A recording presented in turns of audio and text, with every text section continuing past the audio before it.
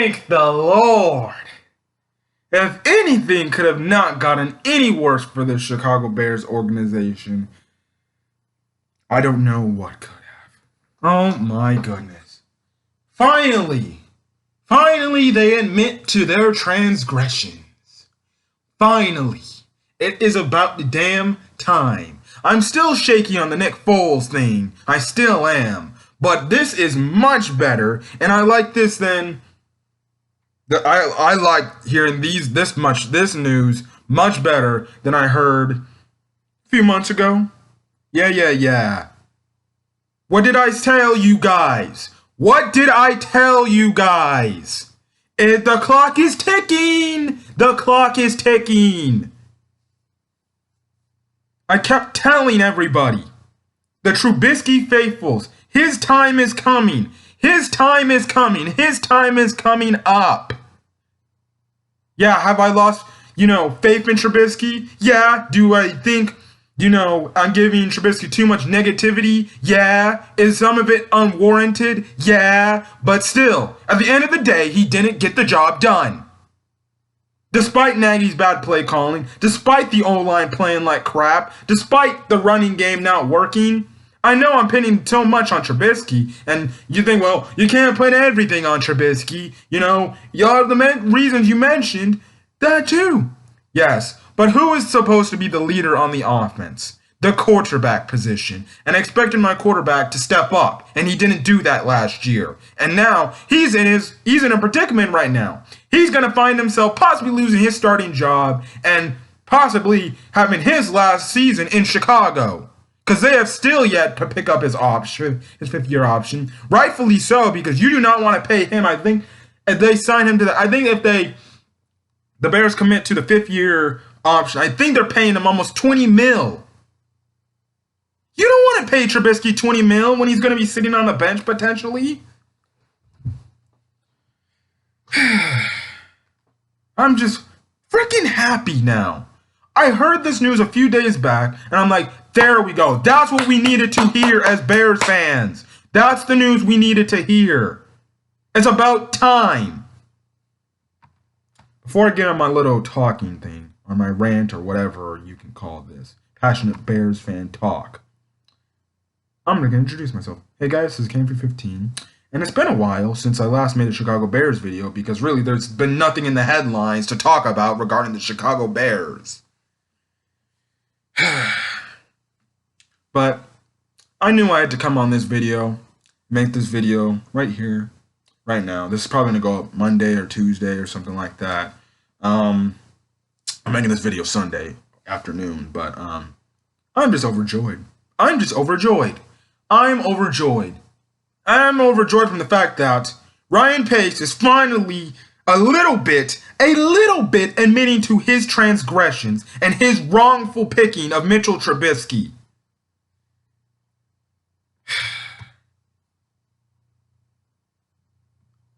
I'm not going to pull the race card on the reason why the Bears didn't draft Deshaun Watson or Patrick Mahomes. If you ask me, if I was the GM, I don't give a damn what the freaking GM said, what the owner says. We drafting to put our team in the best position to win. And if that means you have to get a quarterback that you don't like because of color or skin or whatever, different race, that's too bad. It's been how many years since the Bears won a Super Bowl? The last time we've been to a Super Bowl was 2006. The last time we were close to a Super Bowl was 2009. We don't need mediocre quarterback play. We need quarterback play to step up. See, I don't understand. This is the problem with the Chicago teams. Other than to the extent the Cubs and right now the Cubs are really the only best team in Chicago right now, but there's an extent in the Chicago sports. They do not go the right direction. They do not listen to the freaking fans. When the fans are telling them in their face, this guy sucks. This guy sucks. But they think they're so rightfully. That's why all the Chicago teams, other than the Cubs, have had success and haven't had success in the past decade or two. The Bulls haven't won a dang championship since 1998. The Bears haven't won a damn Super Bowl since 1985. Who are the last two teams to win a freaking championship this decade. The Cubs and the Blackhawks. I'm an Angels fan personally, but I still support the Cubs because I am born from Illinois. Um, you know, I'll still support them. I was happy that they got the championship. And the Blackhawks, I'm not a hockey fan, but I'll support, Chicago team getting their title.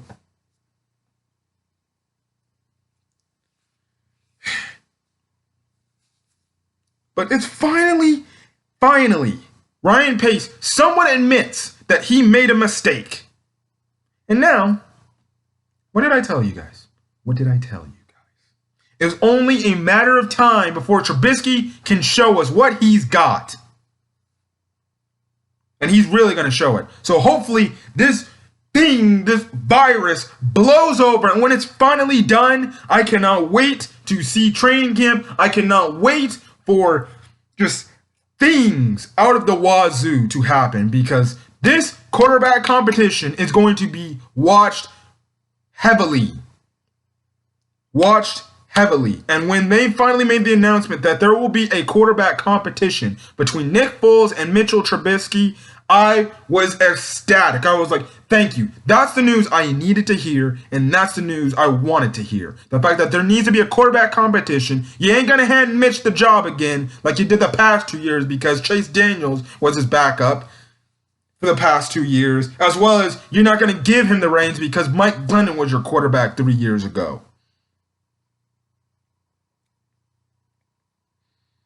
Like I said, to Trubisky faithfuls and stuff like that, you can call me a hater for all I care in my comment section. You can say, oh, you're just a Trubisky hater now because Trubisky had one bad year. I don't care.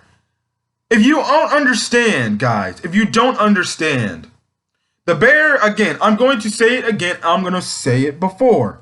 The Bears are in a win-now mode. We do not have time to waste time on that wonderful defense Ryan Pace has gave us. And I'm not a fan of Ryan Pace, but he gave us that defense. He essentially built that defense in really a year, and really essentially in a few months time period.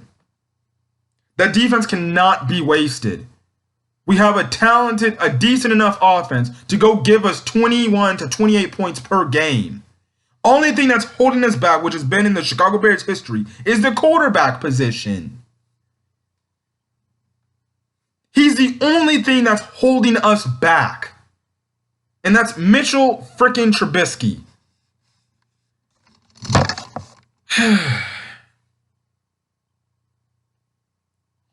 That's why I keep telling people, the Bears do not have time to waste. Yeah, you could say, well, you see, he's just still learning. Most great quarterbacks in the NFL didn't pick it up till after some time.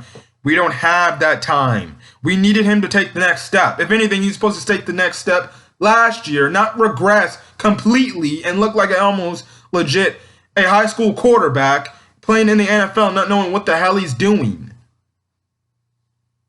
And like I said, the other issues didn't help him out, but still, at the end of the day, it's whatever. You need to step up, do your job, and be the quarterback and lead us. Most great quarterbacks freaking get over the fact that they have all those deficiencies and stuff like that. Aaron Rodgers, who the same quarterback in our division, yeah, do I not like him? But sometimes he has to deal with legit nothing sometimes. And guess what? He can still lead his team to the dang playoffs.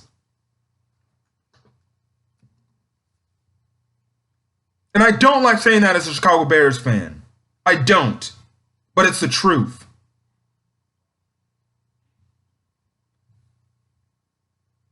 And the crazy thing is, the Bears have a better all-around team than the Green Bay Packers. They have a stud wide receiver in Allen Robinson. They have other parts around Trubisky. They have, now, yes, does Matt Nagy not play call great? And does he not use to put the players in the positions they need to be put in? Yes, but still, with what he has to offer, Trubisky should get the job done, but he didn't. So now there's no open competition now. And I guess your answer is, well, for one, it's like I said, the time is up, Trubisky. Now it's time to put your big boy pants on, and this time Mitch, little Ryan Pace and Matt Nagy, they're going to stop holding your hand now. They're going to stop doing it now. Well, I don't know about Ryan Pace. Ryan Pace would probably be the only person still holding Trubisky's hand, if anything. But I know for damn sure Matt Nagy don't want to coach Mitchell Trubisky. More importantly, he ain't holding his hand no more. But like I said, the coaches ain't holding your hand, Mitch. You need to go out there and win the job yourself. And that's what I'm happy about. Now we're going to see what Mitch really has. I've been questioning this for not only a few seasons, not only for some parts of last year's season, but I always questioned, and I always made this challenge to Mitch. Show us why you're the number 2 overall pick we drafted you to be. Show us why we did that. Challenge yourself. Hopefully this challenges himself to step his game up. Hopefully he's not somewhere pouting in his closet saying, but I thought they really had me as their guy. Why did they bring Nick Foles in here? Oh, bull, stuff. Nobody's holding your hand, Mitch. Get your job done in your own terms. So you better go to training camp and play great. And translate that to the game. Because like I said, if it becomes another habit where he's the starter and we get 3 straight third and outs, you already know the fans are going to be chanting, we want Foles! We want Foles!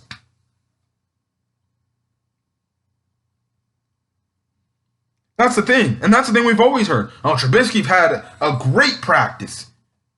But where is that great practice translating it to the game? That's what you're supposed to use practice for. Translating your work from practice and putting that in the game.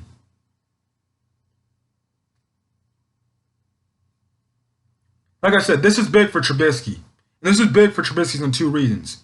One, we're going to see will he put his big boy pants on and step his game up and impress the coaches. And then 2, which is honestly the most common fact, is if Mitchell Trubisky does not end up winning the starting job and he ends up, losing the starting competition and Nick Foles plays fairly decent in the season, you can kiss Mitchell Trubisky's time in Chicago goodbye. If anything, the Bears decide to bring him back. They'll decide to bring him back probably as a backup for cheaper money. But if anything, I think personally there's either 2 scenarios. He's going to be out of Chicago. If Nick Foles ends up winning the job and Nick Foles throughout the season plays particularly well enough to keep the starting job, to maintain it throughout the season, goodbye, Trubisky. Your time in Chicago is up. Goodbye. Hasta vista. You're done. Wasted draft pick. Another one by Ryan Pace that has failed to pan out, which was a first-round draft pick. Because guess what? Where's Leonard Floyd now? Another failed first-round draft pick who did literally nothing. Where is he at now? Already on his second team in Los Angeles.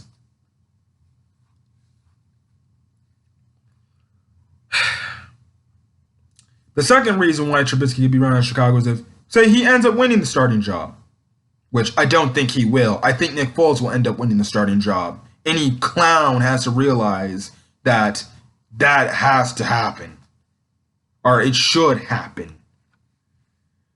The other reason why Trubisky could be seen getting out of Chicago for good is he starts the season off, and then he just plays pathetic to the point that Matt Nagy has had enough, and he has to bench him. Now if that scenario happens, Trubisky's definitely gone. He's definitely gone. Hands down is gone altogether. He's done. He won't even be back in the city of Chicago. And trust and believe, I would not even welcome him back. He can go take his bag somewhere else. As long as he leaves the state of Illinois, I'll be good. Like I said, I don't have time for mediocre quarterback play to waste on this cat. And we're going to see the competition take place not only in training camp, but at least Matt Nagy, his dumb butt, is finally going to actually play some of his starters in the preseason. And that's the second thing I'm going to talk about before I end this video off. Oh, now Matt Nagy wants to play his players in the preseason. Now he wants to play his players in the preseason. Well, guess what? At least he finally woke up and realized that, Even though there can be injury concerns playing players in the preseason, if they at least get 1 to 2 reps in a preseason game, they'll have their legs under them and they'll be more warmed up for the start of the season in week 1. So now you're finally admitting that you made a mistake last year by not playing nobody in the preseason. And now, so you can get the players' legs under them so they can be prepared for week 1, you're now going to do that. Yeah, it took you a whole year to find that out. Jesus. Because your players played pathetically all season last year. Hopefully this year, he freaking has his players coming prepared to play. That's the next thing he needs to do on his list. And instead of having the players come out lackluster. But Jesus, if it's good that Matt Nagy's finally admitting that maybe, this is a mistake and they probably should have played players in the preseason, and they will. Obviously, they're going to play in the preseason because obviously they have to have the quarterback competition in game, which is going to be interesting. I'm going to make sure I pan. Now, this makes every Bears preseason game, just from the quarterback standpoint, a must-watch now. Because you're going to be critiquing Nick Foles and Mr. Trubisky. What they do good and what they don't do good. And it's being interesting. Who starts that first preseason game? You also got to point that out. Will it be Mr. Trubisky or Nick Foles? Who knows? And especially that third preseason game, it's going to be interesting because that's when all the starters play. Things like that. But like I said, preseason football for Chicago Bears is going to be very interesting. And I can, hopefully, like I said, this virus blows over so we can get football on time and be able to watch preseason football. And when we're able to watch preseason football, I'm watching every week. You best believe I'm not just one thing, dedicate one part of the preseason week review to be dedicated to the quarterback competition. You can best believe that. So it's going to be great to see. And the fact that Nagy's finally admitting that, yeah, maybe I should have played players in the preseason. That's good. Now, the next thing he needs to admit is the fact that his play calling sucks. Like I said, if I see another bubble screen, I'm going to break my TV screen. I'm not even kidding. I will break my TV screen if I see another crappy-ass bubble screen. I don't have time to waste with these bubble screens, Matt Nagy, and your terrible play calling. So if anything, that's good. That's all I got to say for this video. I vented as much as I can. I'm happy that the Bears finally, Ryan Pace and Matt Nagy, are finally going to have an open competition. Because guess what? Now you have a quarterback that's on the competent level of Trubisky, if not better than Trubisky. Like I said, my prediction is this. Foles will end up being the starter week 1. And if he isn't, it'll only be a matter of time before Trubisky gets benched. Other than that, if Trubisky ends up being the starter, all I gotta say is this. I expect big things from him. He better not be getting 3 and outs, 3 straight drives. And he better not be looking like a deer in headlights. He better look like the number 2 overall pick, because this is really his last year. And I don't think the Bears will pick up his 5th-year option. Because they're not going to pay this guy a crazy amount of money just to be like, who to do? I can't read defenses. I don't have time to be wasting with Mitchell Trubisky. So like I said, we're going to find out this offseason in terms of training camp and maybe preseason football, if this virus thing, goes away after some time or starts to die down a bit. We're going to see where this quarterback competition is, because you already know, Bear fans, hell, you don't care how boring the preseason will be getting, because the main thing you'll be watching, quarterback play.